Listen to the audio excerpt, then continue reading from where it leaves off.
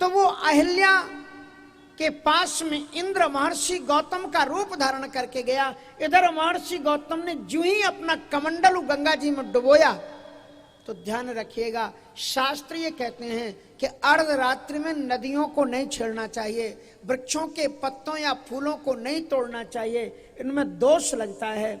हमारी संस्कृति लाखों वर्ष पहले से बताती आई कि वृक्षों के अंदर भी प्राण है, लेकिन लोगों ने नहीं माना, और आज विज्ञान भी एक्सेप्ट कर रहा है कि वृक्षों के अंदर में प्राण है। अब लोग मान रहे हैं। तुम जो चीज अरबों खरबों डॉलर लगा करके पता लगा पाते हैं, ये अमेरिका, रूस, जापान के सूर्य ग्रहण कब है, चंद्र ग्रहण कब है, हमारे यहाँ पर आप केवल 100 रुपए का एक पंचांग, 200 रुपए का एक पंचांग लेकर के आओ। हमारे ज्योतिष के प्रकांड पंडितों ने 100 वर्ष बाद में सूर्य ग्रहण किस तारीख को होगा, किस दिन होगा, कितने बजे होगा, ये लिखा हुआ है। मेरे हिंदुओं, अपने विज्ञान को समझो, अपनी धरोहर को समझो।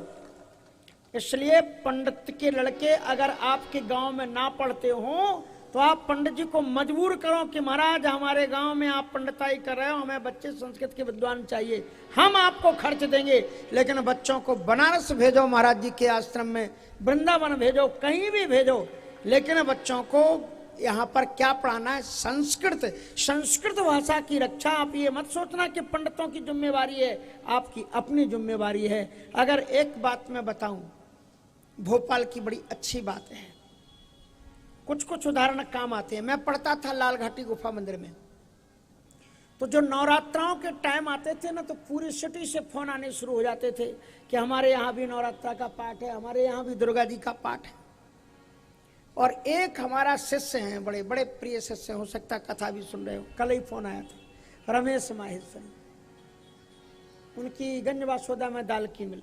अब महाराज वो हम नहीं जानते थे उनको, हम तो तब बच्चे थे, लेकिन वो भोपाल के अच्छे खासे व्यक्ति थे, शाहजहानाबाद में उनका निवास था, उनके यहाँ भी पाठ होता था।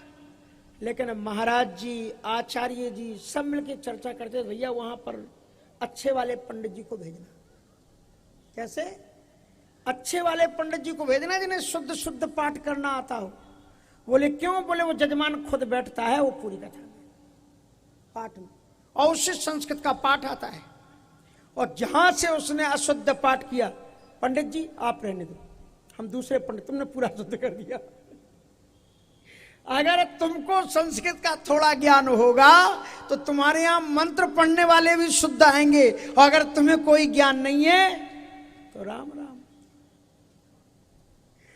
कोई मंत्र बोलेंगे और कोई अर्थ करेंगे, ओम गणोम स्वाहा। इसलिए थोड़ा थोड़ा संस्कृत भाषा का ज्ञान करो, और अपने हर एक गांव के एक बच्चे संस्कृत के विद्वान होना चाहिए, वेदों के विद्वान होना चाहिए। इसलिए जो है आपका कर्तव्य, ब्राह्मण शुरू से त्यागी होता आया, इकट्ठा किया नहीं, क्योंकि दक्षिणा के ऊपर सबका तो रेट बढ़ गया, लेकिन पंडित जी की सत्यनारायण की कथा का रेट अभी तक आपने नहीं बढ़ाया। वही 1.25 किलो गेहूं और महाराज, तो कम से कम इन पंडितों को, ब्राह्मणों को इतना दिया करो आपके घर में आए, ताकि उनके बच्चे कहें कि हाँ इससे भी काम चल जाएगा, जरूरी नहीं नौकरी करने की। इसलिए कम से कम इतना पंडितों को सत्यनारायण की कथा में, जिस भी काम में बुलाते हो, शादी में बुला लोगे, सुबह से लेकर के शाम तक, चलते समय महाराज आप हरदम तो आते ही हो हमारे यहाँ पर, 100 रुपया पकड़ा जी, ले महाराज आप तो, या तो हमारे घर के पंडित जी है, तो घर वालों का तो और भी ज्यादा ध्यान रखा जाता है। इसलिए कहने का मतलब ये है कि ये चीजों को थोड़ा सा बात आपको काम की बता रहा हूं, इसलिए इस चीज को समझना, सोचना और चिंतन करना। विश्वामित्र जी, रात्रि के समय पर सरिताओं को भी नहीं छेड़ना चाहिए, यह विज्ञान है। कोई वैज्ञानिकों ने रूस में एक परीक्षण किया, एक घर के अंदर में उन्होंने 8 गमले रखे, और 8 गमलों में एक एक पौधा लगा हुआ था, उनमें यंत्र फिट कर दिए गए, और फिर 4 व्यक्तियों को उसमें प्रवेश कराया गया, और तीसरे व्यक्ति को यह कहा गया कि तुमको पौधा नंबर 4 नंबर के पौधे को पटक करके जूते से मसल देना है। तो उस कमरे में जहां पर 8 गमले रखे हुए थे वो 4 आदमी गए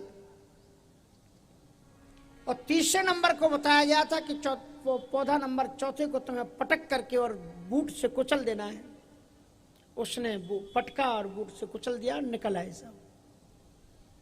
उसके बाद यंत्रों को चालू कर दिया और फिर कहा कि आप सब लोग फिर एंट्री करो, चारों लोग।